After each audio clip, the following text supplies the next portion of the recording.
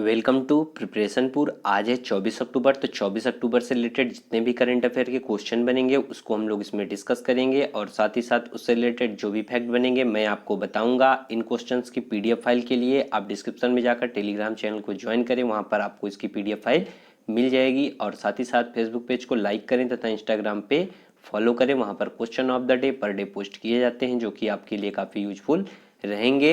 अगर ये क्वेश्चन आपको आपके लिए इंपॉर्टेंट लगे तो चैनल को सब्सक्राइब करें, लाइक करें, कमेंट करें एंड शेयर करें।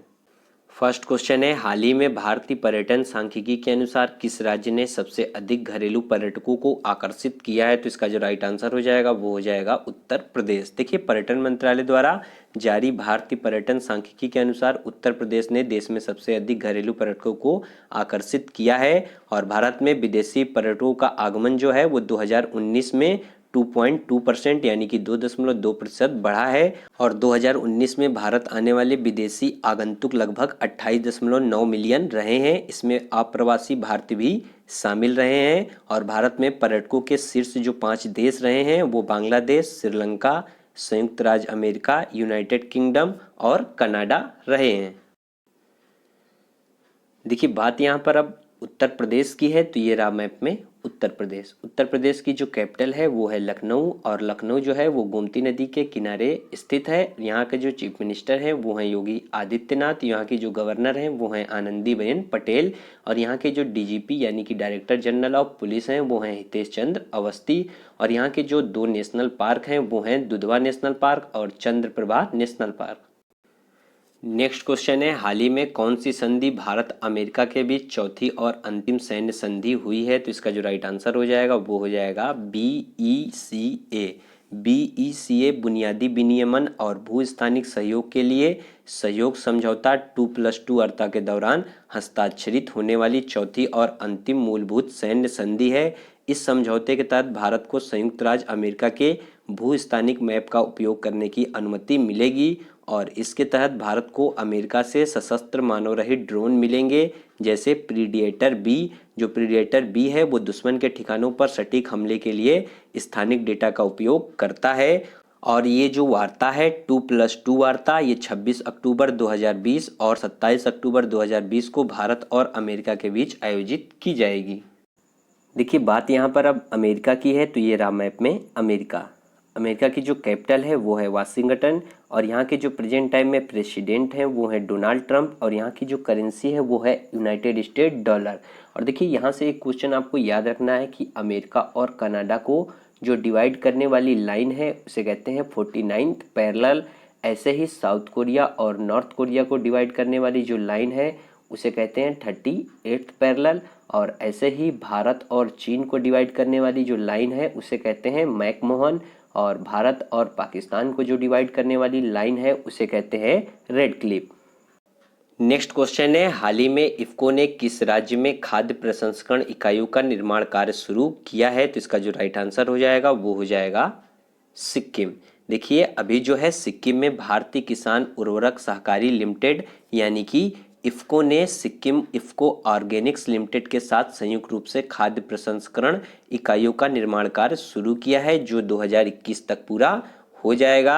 ये जो खाद्य प्रसंस्करण इकाइयां हैं ये सिक्किम में जैविक खेती को बढ़ावा देंगी और इन इकाइयों की मदद से सिप्को जल्द ही जर्मनी, इटली और अन्य यूरोपीय देशों में अपनी एजेंसियों के माध्यम से ताज़ा अदरक का व्यापार शुरू करेगा। अब देखिए, बात यहाँ पर इफ्को की है, तो जो इफ्को की फुल फॉर्म होती है वो होती है Indian farmers fertilisers cooperative limited. मैं इसकी जो फुल फॉर्म है ये फिर से रिपीट कर दे रहा हूँ। इफ्को की जो फुल फॉर्म होती है वो होती है Indian farmers fertiliser cooperative limited, जिसे हिंदी में कहते हैं भारतीय किसान उर्वरक सहकारी लिमिटेड। यह 1976 में स्थापित भारत की सबसे बड़ी सहकारी समितियों में से एक है और वर्तमान में इसके लगभग 36,000 सदस्य सहकारी समितियां हैं।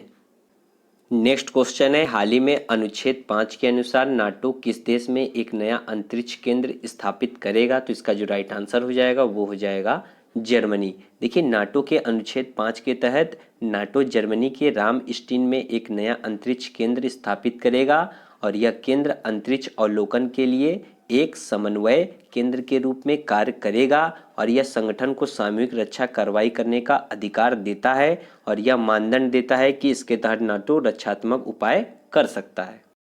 अब देखिए बात यहाँ पर नाटो की है, तो नाटो की जो फुल फॉर्म होती है वो होती है the North Atlantic Treaty Organisation और इसकी स्थापना 4 अप्रैल 1949 में हुई और इसका जो हेडक्वार्टर है वो बेल्जियम के ब्रुसेल्स में है और इसके जो प्रेजेंट टाइम में सेक्रेटरी जनरल हैं वो हैं जेंस स्टोल्टेनबर्ग। नेक्स्ट क्वेश्चन है, हाल ही में जर्मनी की किस टेनिस खिलाड़ी ने 31 साल की उम्र में संन्यास लेने की घोषणा की है? तो इसका जो राइट आंसर हो जाएगा वो हो जाएगा जूलिया जॉर्जेस। देखिए जर्मनी की स्टार टेनिस खिलाड़ी ने अभी 31 साल की उम्र में टेनिस से संन्यास लेने की घोषणा की है। जूलिया जो है 2018 में सर्वश्रेष्ठ 9वीं रैंकिंग पर पहुंची थी और इनका सबसे हालिया मैच जो है वो फ्रेंच ओपन में जर्मनी की लारा सिगमंड के खिलाफ दूसरे दौर में था जिसमें इनको हार का सामना करना पड़ा था और जूलिया जो है विंबलडन 2018 के सेमीफाइनल में सेरेना विलियम्स से सीधे सेटों में हार गई थी और ये जर्मनी में 2014 में फेड कप के फाइनल में भी पहुंची थी। अब देखिए बात यहाँ पर जर्मनी की है, तो ये रहा मैप में जर्मनी की जो कैपिटल है वो है बर्लिन और यहाँ के जो प्रेजेंट टाइम में प्रेसिडेंट हैं वो हैं फ्रैंक वाल्टर स्टेनमियर और यहाँ की जो चांसलर हैं वो हैं एंजेला मार्केल और यहाँ की जो करेंसी है वो है यूरो। नेक्स्ट क्वेश्चन है, हाल ही में कौन सा राज्य कृषि कानून को लागू ना करने यानी कि खारिज करने वाला पहला राज्य बन गया है? तो इसका जो राइट आंसर हो जाएगा वो हो जाएगा पंजाब। देखिए पंजाब कृषि कानून को लागू ना करने अर्थात खारिज करने वाला पहला राज्य बन गया है। पंजाब विधानसभा विशेष सत्र में पंजाब के मुख्यमंत्री कैप्टन अमरिंदर सिंह ने सदन में केंद्रीय कृषि विधेयकों को निरस्त करने और उनकी जगह राज्य के अपने कृषि विधेयक लागू करने का प्रस्ताव पेश किया है और विधेयक में पंजाब सरकार ने किसानों पर गेहूं व धान एमएसपी से कम भाव पर खरीदने का दबाव बनाने वालों के लिए 3 साल की कैद का प्रावधान किया है। देखिए बात यहाँ पर अब पंजाब की है, तो ये रहा मैप में पंजाब की जो कैपिटल है वो है चंडीगढ़ और यहाँ के जो प्रेजेंट टाइम में चीफ मिनिस्टर हैं वो हैं कैप्टन अमरिंदर सिंह और यहाँ के जो गवर्नर हैं वो हैं BP Singh Badnore. Next question है, हाल ही में सीबीएसई की ओर से आयोजित होने वाले केंद्रीय शिक्षक पात्रता परीक्षा यानी कि सीटीईटी की वैधता 7 साल से बढ़ाकर कितने साल कर दी गई है? तो इसका जो राइट आंसर हो जाएगा वो हो जाएगा आजीवन। देखिए केंद्रीय माध्यमिक शिक्षा बोर्ड यानी कि सीबीएसई की तरफ से आयोजित होने वाले केंद्रीय शिक्षक पात्रता परीक्षा यानी कि सीटेट की वैधता जो है वो 7 साल से बढ़ाकर आजीवन कर दी गई है। यूपी की शिक्षक भर्ती में सीटेट मान्य होने के कारण प्रदेश के बेरोजगार युवाओं को भी इस निर्णय का लाभ मिलेगा। सीबीएसई जो है हर साल 2 बार सीटेट परीक्षा आयोजित करती है। पहली परीक्षा जुलाई और दूसरी दिसंबर में आयोजित की जाती है। नेक्स्ट क्वेश्चन है, हाल ही में केंद्रीय स्वास्थ्य एवं परिवार कल्याण मंत्रालय तथा यूनिसेफ यानी कि संयुक्त राष्ट्र बाल कोष की पहल पर एनीमिया मुक्त भारत कार्यक्रम के तहत किस राज्य को देश के 29 राज्यों की सूची में पहला स्थान मिला है? तो इसका जो राइट आंसर हो जाएगा वो हो जाएगा हरियाणा। देखिए केंद्रीय स्वास्थ्य एवं परिवार कल्याण मंत्रालय तथा यूनिसेफ की पहल पर एनीमिया मुक्त भारत कार्यक्रम के तहत हरियाणा को देश के 29 राज्यों की सूची में पहला स्थान मिला है। स्वास्थ्य एवं परिवार कल्याण मंत्रालय द्वारा इस संबंध में हाल ही में जारी सूची के स्कोर कार्ड के अनुसार हरियाणा को 46.7 अंक के साथ एनीमिया मुक्त भारत सूचकांक में शीर्ष स्थान पर रखा गया है। देखिए बात यहाँ पर अब एनीमिया की है, तो एनीमिया को समझ लेते हैं। तो एनीमिया का जो अर्थ होता है वो शरीर में खून की कमी होना होता है और यह तब होता है जब शरीर में रक्त में लाल कणिकाओं या कोशिकाओं के नष्ट होने की दर उनके निर्माण की दर से अधिक होती हैं। नेक्स्ट क्वेश्चन है, हाल ही में किस प्रसिद्ध अर्थशास्त्री ने portraits of power half a century of being a ringside नामक अपनी आत्मकथा का विमोचन किया है? तो इसका जो राइट आंसर हो जाएगा वो हो जाएगा नंद किशोर सिंह। देखिए जाने माने अर्थशास्त्री नंद किशोर सिंह ने portraits of power half a century of a being at ringside नामक अपनी आत्मकथा का विमोचन किया है। यह पुस्तक जो है एनके सिंह के जीवन के बारे में भी बताती है, जिन्होंने भारतीय अर्थव्यवस्था के विकास में सक्रिय भूमिका निभाई है और ये वर्तमान में 15वें वित्त आयोग के अध्यक्ष के रूप में सेवारत हैं और इस पुस्तक का प्रकाशन रूपा पब्लिकेशन इंडिया द्वारा किया गया है। नेक्स्ट क्वेश्चन है, हाल ही में भारत और किस देश के बीच अंतर्राष्ट्रीय नागरिक उड्डयन सेवाओं को प्रोत्साहन देने के लिए एयर बबल समझौता किया गया है? तो इसका जो राइट आंसर हो जाएगा वो हो जाएगा बांग्लादेश। देखिए, भारत और बांग्लादेश के बीच अंतर्राष्ट्रीय नागरिक उड्डयन सेवाओं को प्रोत्साहन देने के लिए एयर बबल समझौता किया गया है और इसके तहत जो है भारत और बांग्लादेश के विमान दोनों देशों के बीच हर सप्ताह 28 उड़ानें संचालित करेंगे और अब तक जो है 18 देशों के साथ ऐसे ही एयर बबल समझौते किए जा चुके हैं।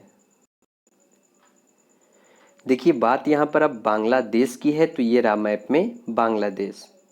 बांग्लादेश की जो कैपिटल है वो है ढाका और यहाँ की जो करेंसी है वो है बांग्लादेशी टका और यहाँ के जो प्रेजेंट टाइम में प्रेसिडेंट हैं वो हैं अब्दुल हमीद और यहाँ की जो पीएम यानी कि प्राइम मिनिस्टर हैं वो हैं शेख हसीना। नेक्स्ट क्वेश्चन है, हाल ही में किस राज्य सरकार ने बेहतरीन शिक्षण माहौल सुनिश्चित करने हेतु 80,000 सरकारी स्कूलों में स्मार्ट ब्लैक बोर्ड योजना लागू कर रही है? तो इसका जो राइट आंसर हो जाएगा वो हो जाएगा तमिलनाडु। देखिए, तमिलनाडु सरकार ने बेहतरीन शिक्षण माहौल सुनिश्चित करने के लिए 80,000 सरकारी स्कूलों में स्मार्ट ब्लैक बोर्ड योजना लागू कर रही है। यह योजना ऑडियो विजुअल शिक्षण सामग्री के माध्यम से चलाई जाएगी और केंद्र सरकार के शिक्षा मंत्रालय की स्मार्ट क्लासरूम योजना राज्य के 7,500 स्कूलों में लागू की जा रही है। नेक्स्ट क्वेश्चन है, हाल ही में भारत सरकार ने मालाबार अभ्यास में किस देश के शामिल होने की घोषणा की है? तो इसका जो राइट आंसर हो जाएगा वो हो जाएगा ऑस्ट्रेलिया। देखिए, भारत सरकार ने घोषणा की है कि ऑस्ट्रेलियाई नौसेना नवंबर 2020 में होने वाले मालाबार अभ्यास में शामिल होगी और इस अभ्यास में भाग लेने वाले देश जो हैं वो जापान, भारत और अमेरिका हैं और समुद्री सुरक्षा क्षेत्र में अंतर्राष्ट्रीय सहयोग प्राप्त करने की प्रक्रिया में भारत ने अभ्यास में भाग लेने के लिए ऑस्ट्रेलिया को आमंत्रित किया है और यह अभ्यास 1992 में शुरू हुआ था और जापान जो है अभ्यास में शामिल हुआ और 2015 में एक अस्थायी सदस्य बन गया और साल 2018 में भारत ने अभ्यास में ऑस्ट्रेलिया की भागीदारी को अस्वीकार किया था। देखिए, बात यहाँ पर अब ऑस्ट्रेलिया की है, तो ये रहा मैप में ऑस्ट्रेलिया। ऑस्ट्रेलिया की जो कैपिटल है वो है कैनबरा और यहाँ की जो करेंसी है वो है ऑस्ट्रेलियन डॉलर और यहाँ के जो पीएम हैं यानी कि प्रधानमंत्री हैं वो हैं स्कॉट मॉरिसन।